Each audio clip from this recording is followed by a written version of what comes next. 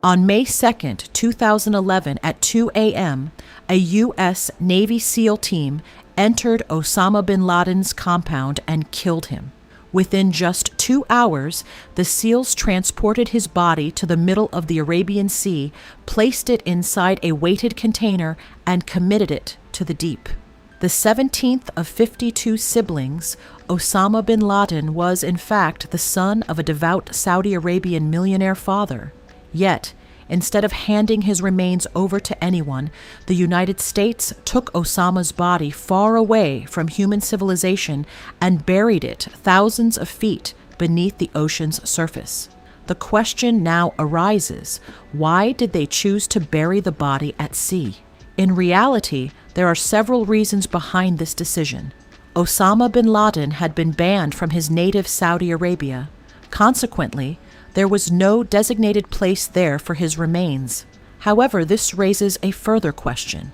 Osama was born into the family of the renowned Saudi business tycoon Mohammed bin Awad bin Laden, a family headed by a billionaire. The bin Laden family was so wealthy that during a time when the Saudi royal treasury was depleted, they paid 6 months' worth of salaries to numerous government officials out of their own pockets. In other words, his father shared a close relationship with the Saudi government.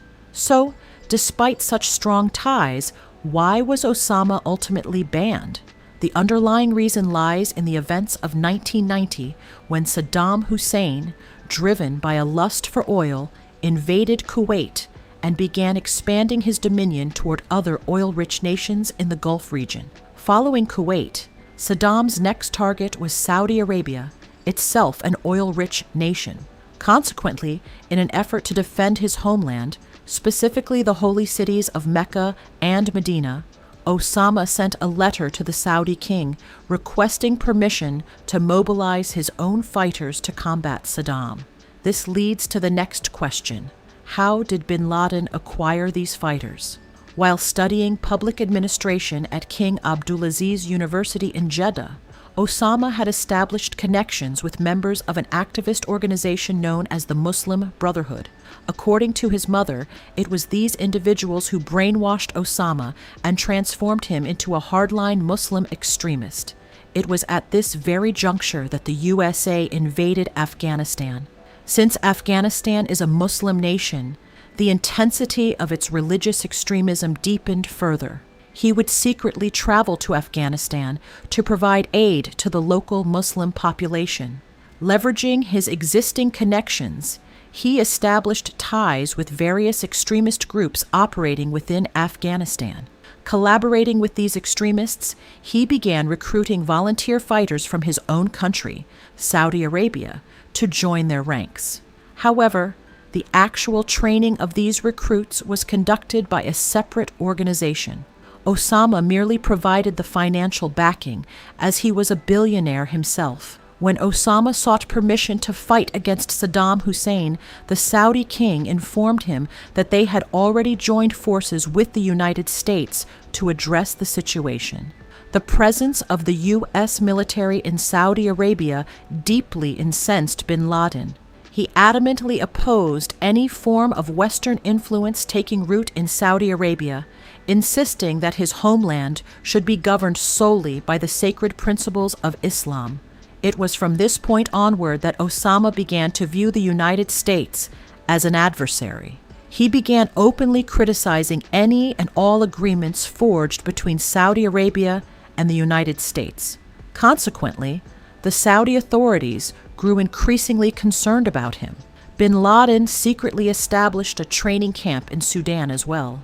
Responding to his call, more than 4,000 staunchly devout Muslims left Saudi Arabia to enroll in the training camps located in Afghanistan and Sudan. It was for this reason that the Saudi king stripped him of his citizenship, branding him a traitor, and imposed a travel ban upon him. He immediately fled his homeland and sought refuge in Afghanistan. From that moment on, he never again attempted to return to his birthplace, Saudi Arabia. Despite the existing ban, the United States offered to hand over Osama's remains to Saudi Arabia. However, the Saudi authorities issued a categorical refusal. Following Saudi Arabia, the next relevant location was Pakistan, where bin Laden had been living in hiding. Yet, the United States expressed reluctance to hand over his body to Pakistan. Meanwhile, prominent Pakistani leaders began hailing Osama bin Laden as a hero and a martyr. This constituted the second primary reason for his burial at sea. Handing over his remains to Pakistan would have inevitably resulted in Osama's grave becoming a pilgrimage site. In the eyes of the United States, however, Osama was nothing more than a top-tier terrorist leader. They were determined to prevent his burial site from being transformed into a sacred shrine, a mistake they had previously made regarding the remains of Saddam Hussein. Following the 9/11 attacks, the U.S. accused Saddam of supplying chemical and biological weapons to terrorists. It was with the aid of these very weapons that Saddam Hussein had initiated a genocide within his own country. America's primary mission was to apprehend Saddam. Consequently, the U.S. launched airstrikes and successfully captured Saddam Hussein. Subsequently, the new Iraqi government initiated legal proceedings against him. In 2006, he was sentenced to death by hanging. To carry out the execution, the U.S. transported him directly from its own territory to Iraq. Following his execution, his remains were interred in his birthplace, Tikrit, in accordance with Islamic rites.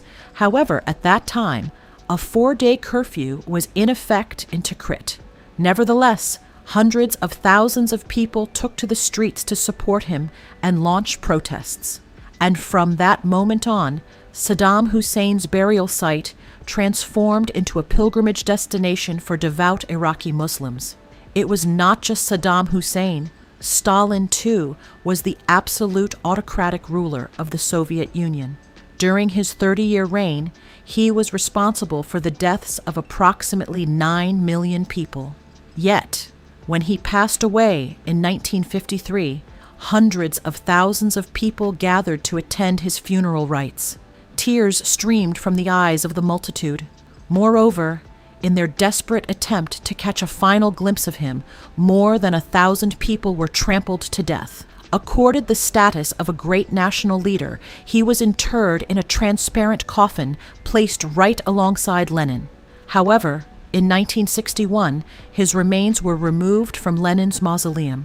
In fact, as early as 1956, Nikita Khrushchev, then Secretary of the Communist Party, had begun delivering speeches denouncing Stalin. He initiated a covert campaign exposing Stalin's brutality. 5 years later, Stalin's body was exhumed from its resting place beside Lenin's tomb and reburied beneath a tree within the Kremlin necropolis. Yet, on this occasion, not a single one of his admirers was present. For thanks to Khrushchev's campaign, a deep-seated hatred towards Stalin had taken root in the public consciousness. We all know that Adolf Hitler was responsible for the murder of 6 million Jews. He met his end inside a bunker in Berlin. The moment Russian troops breached the bunker, the German forces surrendered. Since that time, no trace of Hitler's remains has ever been found. According to speculation, Hitler committed suicide on the very night he married his longtime companion, Eva Braun. His officers then allegedly incinerated his body, reducing it to ashes, and buried the remains. However, the veracity of this account remains a subject of doubt. To this day, no one knows with absolute certainty what ultimately became of Hitler's body. Nevertheless, one report suggests that following the Battle of Berlin, the Russians secretly kept Hitler's remains in concealment. Finally, in 1986, Soviet KGB agents burned his remains to ashes. His ashes were collected and scattered into the Bijek River. This was because, had Hitler been buried, his tomb would likely have become a shrine for fascist sympathizers. Consequently, mindful of this historical precedent, the United States decided to bury Osama bin Laden at sea.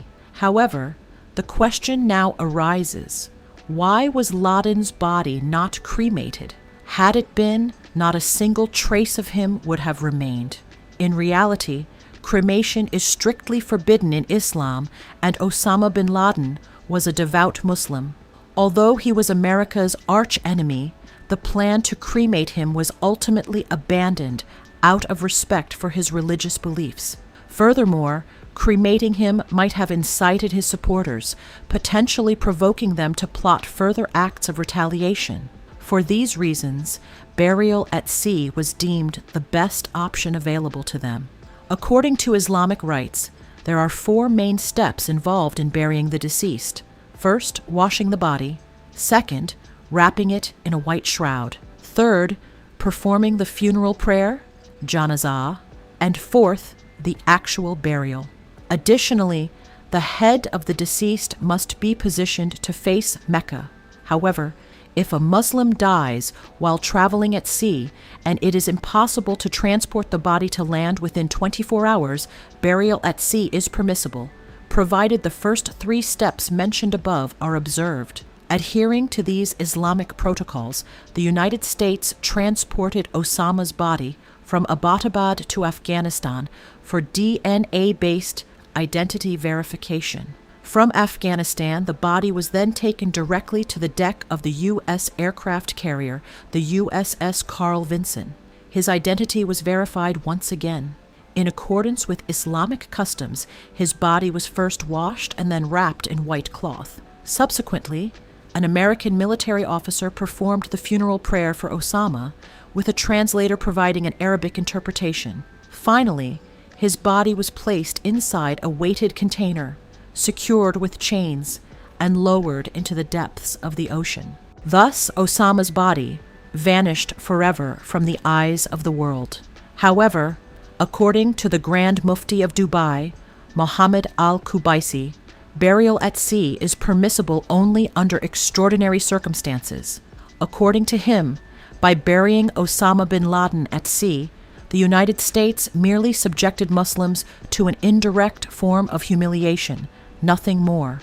Even years after his death, the single most contentious issue remains this: why did the U.S. never release any photographs of bin Laden's body? There are several plausible explanations for this. First and foremost, a gunshot wound to the eye had left bin Laden's face severely disfigured, and for a long time, the publication of such gruesome images had been subject to a sort of unwritten prohibition. Secondly, circulating such a photograph could have sparked widespread global outrage. Alternatively, it is conceivable that the continued search for bin Laden had simply become an unnecessary burden and a wasteful drain on American resources. For this reason, the U.S. may have fabricated a narrative to extricate itself from this needless headache. What are your thoughts on this matter? Please let us know in the comments section. That is all for today. For now, I bid you farewell. We shall meet again in the next episode.